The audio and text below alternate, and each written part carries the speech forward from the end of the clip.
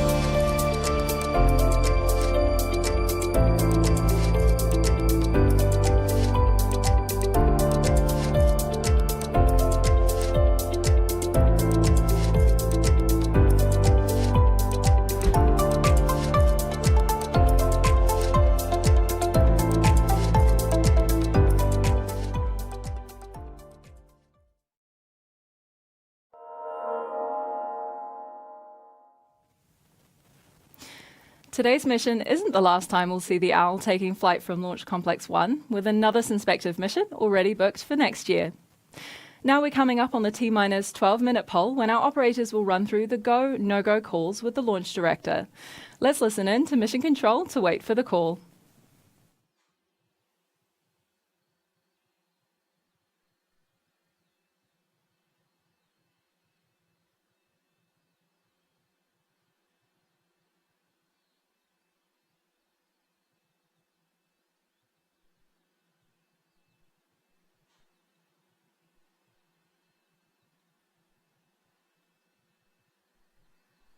In all stations, proceeding with the go, no-go sequence. Stage. Stages go. Avionics. Avionics is go. GNC. GNC's go. Econ. Econ is go. T1. T1 is go. GC. GC is go. PLS. PLS is go. RSO. RSO is go. MET. Met is go. MM. MM is go. LD SUP. LD sub is go.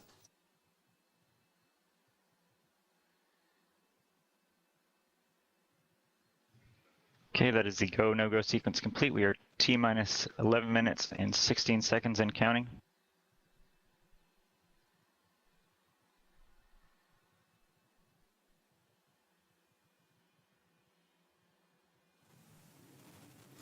That's confirmation from Mission Control. All systems are healthy and we're proceeding with the remainder of the count. T0 is still targeted for 0838 New Zealand local time. It's currently 8:27 local time and we are 10 minutes away from liftoff from Launch Complex 1. Now, Launch Complex 1 was the world's first and is still the only private orbital launch complex. Established in 2016, we have now launched 29 times from this location, soon to be 30 with today's mission. We also have our second orbital launch complex on Wallops Island in Virginia, which is slated to launch its first Electron flight in December this year. We're excited to be debuting Launch Complex 2 and can't wait to share more about our plans at Wallops, with our new neutron production facility and launch pad being established on the island as well. Here's our VP of Launch, Sean DeMello, with more on LC1. Launch Complex 1 is like no other launch site in the world. We literally started on a green field here in Mahia Peninsula, built one little pad and a small integration facility, and now we have 2 pads, a number of clean rooms, making a world-class launch facility.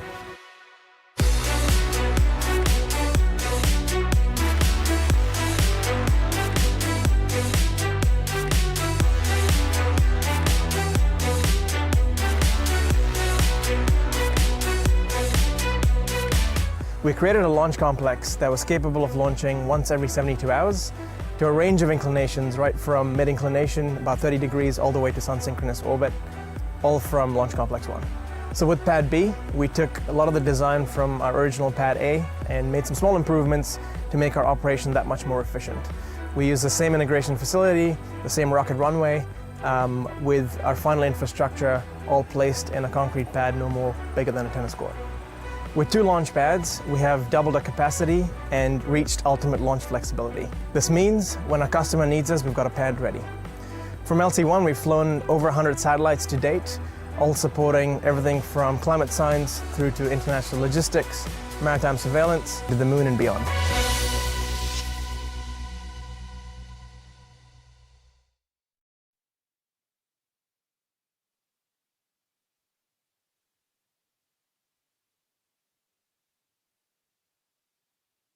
S-band has switched to high powerful flight.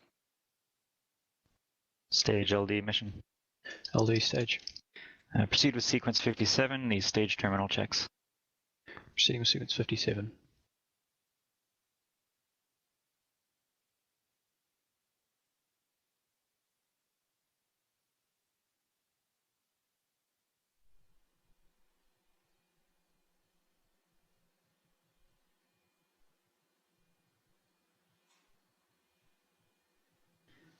GC LD mission. LDGC. Proceed with sequence 58, launch pad ready. Roger, proceeding with launch pad ready. Stage 1 and Stage 2 high voltage batteries ready for flight.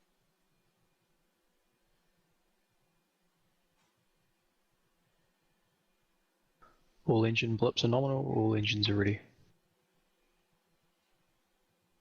LD stage mission. Stage LD. Stage terminal checks are complete. Copy, thank you.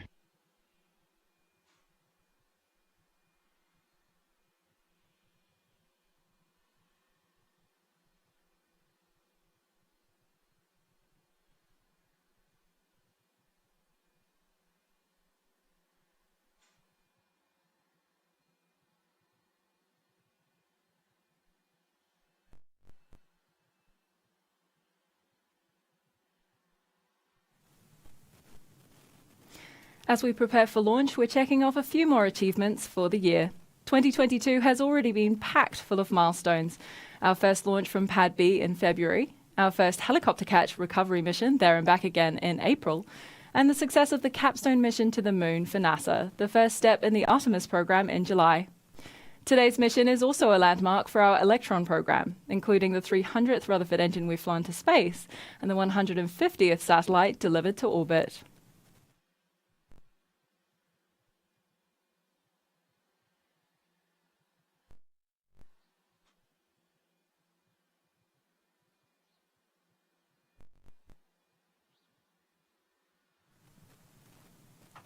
Recently, we also conducted the first hot fire of one of our recovered Rutherford engines from the There and Back Again mission, another milestone involving Electron into the first reusable small orbital launch vehicle. Let's take a look.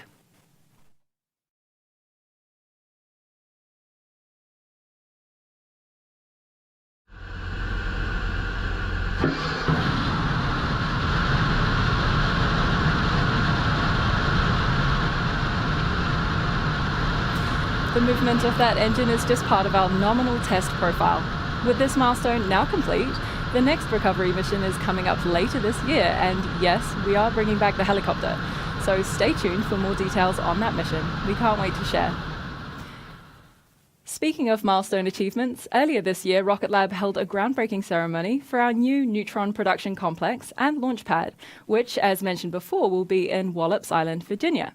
Neutron is Rocket Lab's next-generation launch vehicle in development, designed to lift 8 tons of payload and to provide a tailored launch solution for satellite megaconstellations. As a reusable rocket, Neutron is designed to land back on the launch pad after a mission, and from there it would be returned to the production complex for refurbishment and reflight.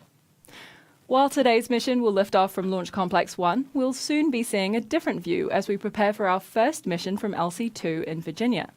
That mission, for our friends at Hawkeye 360, is currently scheduled for launch in December, and we cannot wait to see Electron headed to space through Virginia skies. With that mission, we'll be launching Electron from a total of 3 pads, supporting a rapid launch cadence and offering our customers flexibility over their launch location and orbits.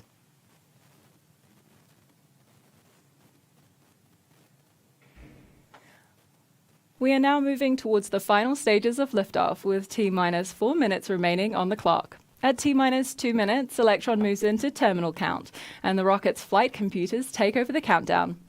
Shortly after the 2-minute mark, we should hear the call that liquid oxygen loading is complete, which means that the vehicle is fully fueled and good to go. The next gate after that is the signal that the first and second stages are pressurized for launch. And finally, we await the 10-second countdown to liftoff with our launch director, Joseph Carpico. Let's listen in to Mission Control for these final steps ahead of liftoff.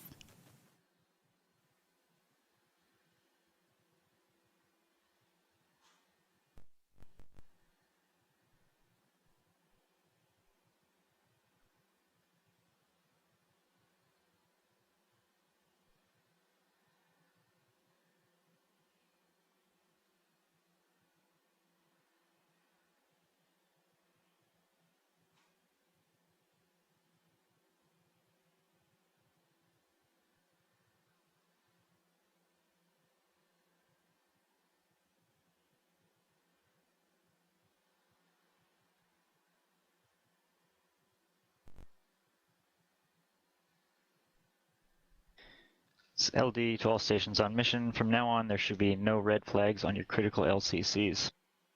VCON LD mission. LD VCON. Confirm all expected flight computer ASGOs are green. Confirmed, ASGOs are green. And please lock the auto sequence and confirm. Confirmed, auto sequence is locked. Okay, we're go for auto sequence start at T minus 2 minutes. LD is go for launch. LD Shadow, confirm go for launch. LD Shadow is go for launch.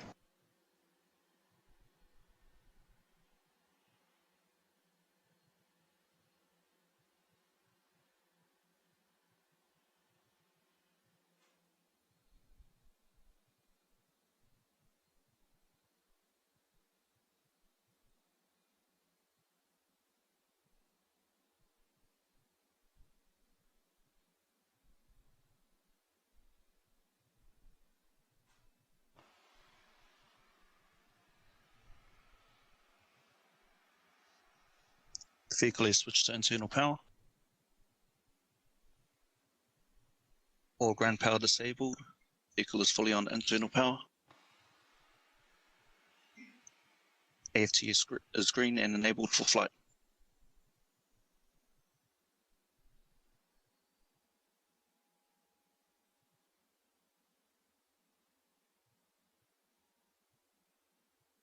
Locks load complete. Lock system in recirculation.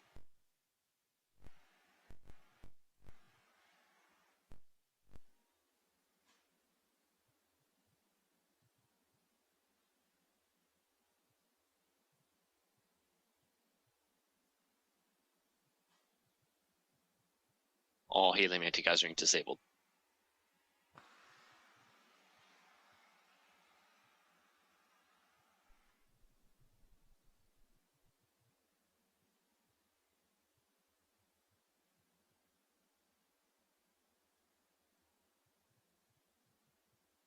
Stage 1 and Stage 2 tanks suppressed. High flow engine purge enabled.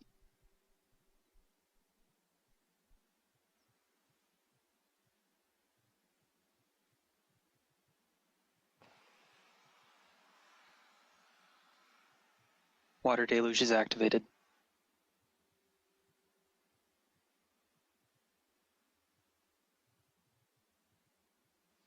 T minus 20 seconds and counting.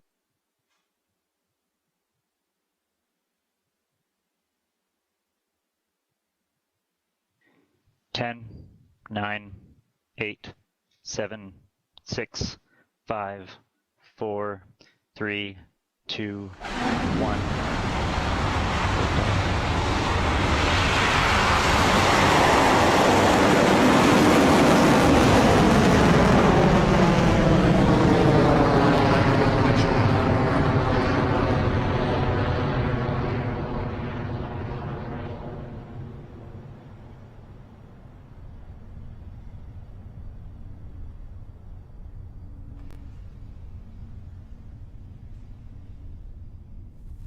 Stage 1 propulsion is Our 30th Electron has taken to the skies, having successfully lifted off the pad at Launch Complex 1. You can see the distinctive shape of the Mahia Peninsula below as the vehicle is on its way to space, carrying our 300th Rutherford engine and 150th satellite. The next critical stage in Electron's flight is Max Q, maximum aerodynamic pressure. This is when the vehicle's velocity and local air density are at their maximum and the vehicle experiences the most mechanical stress. We'll hear that call from Mission Control when Electron clears that stage of flight.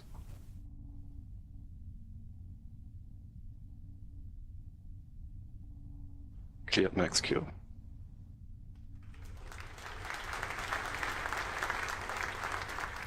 Electron has successfully passed through Max Q and at an altitude of just over 15 kilometers is well on its way to pass the Kármán line and enter orbit.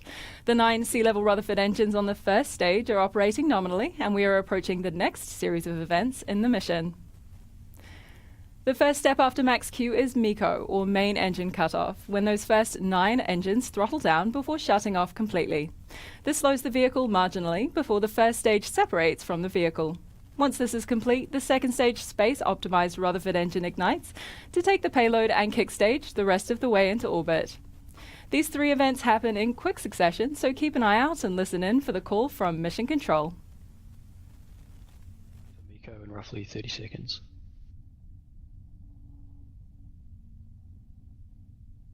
OS at Chettons.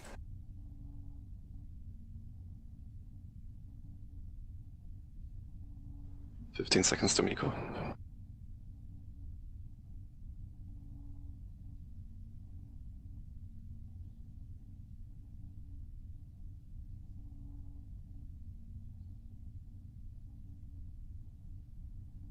Eco confirmed. Stage separation successful. Stage 2 mission confirmed.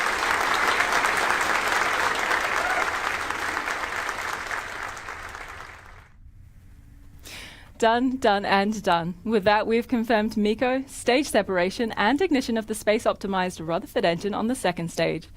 At this point, as Electron has cleared most of Earth's atmosphere, it can also jettison the payload fairing, as it is no longer needed to protect the payload.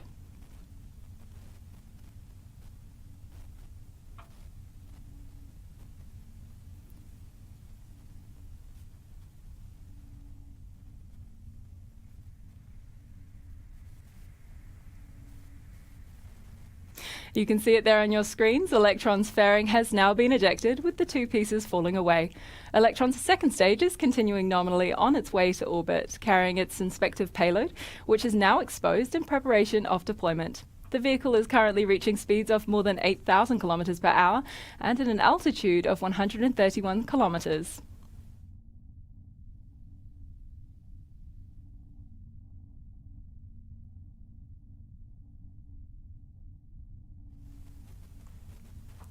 The vehicle is continuing nominally on its flight to low Earth orbit, currently traveling at a speed of over 9,000 kilometers per hour and an altitude of 140 kilometers. As Electron lifted off the pad, you would have seen big clouds of what looks like smoke billowing out from under the vehicle. That's actually steam, produced as the exhaust of the engines makes contact with the water deluge. We use water to absorb the immense sound energy produced by those 9 Rutherford engines at liftoff.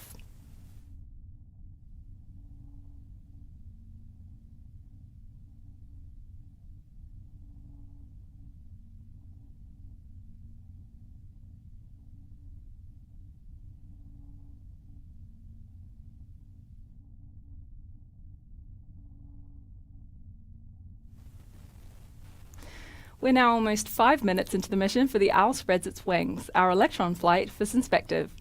The vehicle with payload is traveling at a speed of over 11,000 kilometers per hour, currently at an altitude of 176 kilometers, well on its way to low Earth orbit. The low Earth orbit zone, often noted as LEO, is classified by having an apogee of less than 2,000 kilometers, or approximately 1,200 miles. Stage 2 propulsion holding nominal.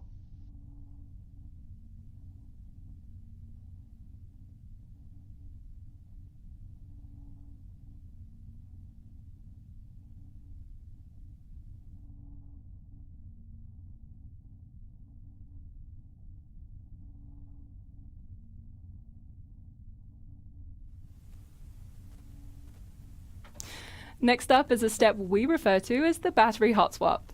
The Rutherford is a unique engine in that it is powered by electric pumps, which draw energy from batteries. Once those batteries are depleted, they're just dead weight, so we shed them to swap out for a fresh one. If you watch carefully, you'll see that shiny silver battery separate from Electron soon. HVB battery discharge holding nominal, approaching hot swap in roughly 30 seconds. Throttling down.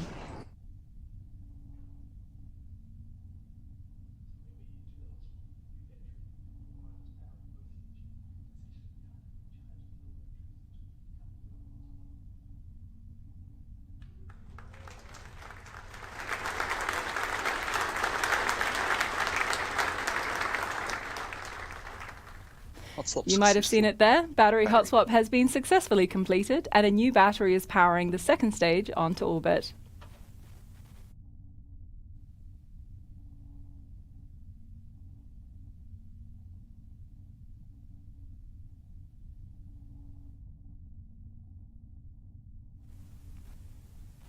Our 30th Electron vehicle is in the air and on its way to space, continuing our mission to make space accessible for all. We're also on a mission to make the space industry accessible to all, with more opportunities and pathways into careers with Rocket Lab than ever before. It's never too late to reconsider an old dream or a new aspiration and reach for the stars with us. Check out the careers page on our website, or if you're not quite ready for recruitment, our education programs will help get you there. Go to rocketlabusa.com to find out more.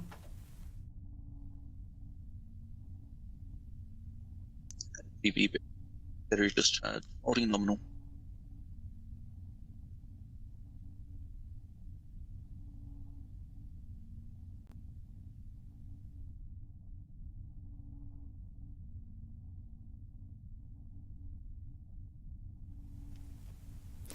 Electron is currently at an altitude of 206 kilometers, traveling at a speed of over 19,000 kilometers per hour on its way to space.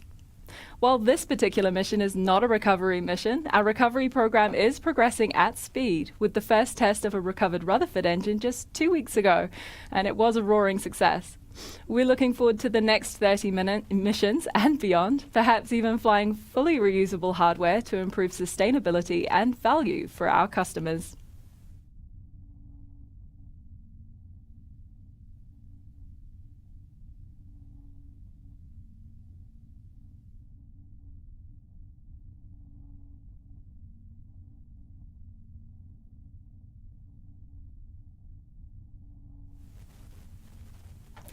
The next major milestone we're approaching is second engine cutoff, or SECO.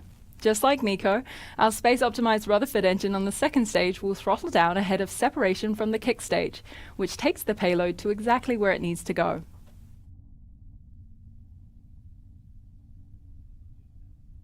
Guidance is in terminal, 27 seconds remaining.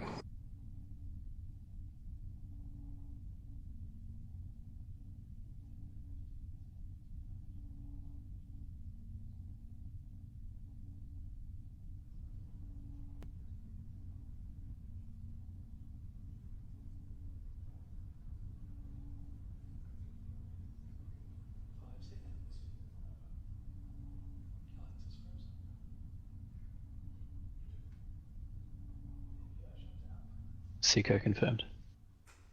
Nominal transfer orbit. Stage 3 separation confirmed. You may have heard the call there. The vacuum-optimized Rutherford engine has throttled down, and the kick stage has cleanly separated from the second stage. From here, the small but mighty Curie engine will take the payload to its exact destination in space. For the next 50 minutes or so, the kick stage will enter a coast phase until it reaches the apogee of its elliptical orbit, the furthest distance away from Earth. From here, the Curie engine kicks in to adjust its perigee to a circular orbit at this point. Once it reaches the orbit our customer has requested, we'll deploy Synspective's Strix-1 satellite to its new home in space. We won't have a live video feed from the kick stage on this mission, but we will stay with you on this webcast to bring you a simulated view of payload deployment. We'll take a bit of a break on the webcast now, but we'll be back with you closer to payload deployment to listen in on those final moments from mission control. This last step in the mission is expected to take place at T plus 53 minutes, and we'll see you back here then.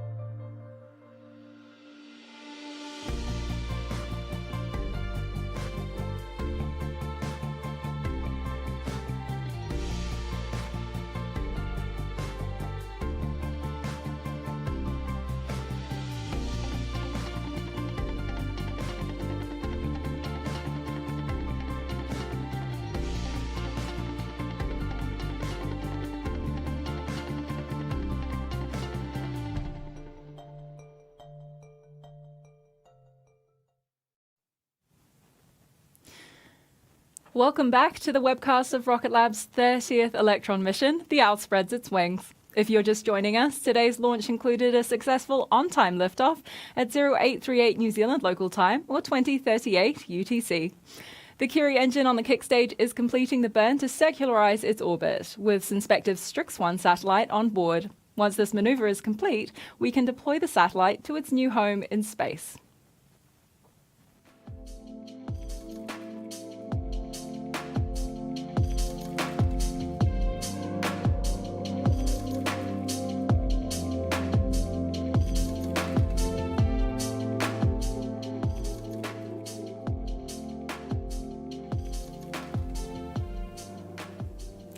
There it goes. Synspective's Strix-1 satellite has been successfully deployed. Welcome to space once again, Synspective. Congratulations and thank you for flying with us. To those watching at home, thanks for joining us for this landmark Electron mission as we flew our 30th Electron, 300th Rutherford engine, and 150th satellite to space. We're excited to share more of these milestones and successes with you, so stay in the loop by following our social media accounts on Twitter, LinkedIn, and Instagram. You can find more information about our end-to-end global space systems company, including careers, internships, education programs, and of course our completed missions, by going to rocketlabusa.com. Thank you so much at home or wherever in the galaxy you are for joining us today. This is Mission Control, signing off.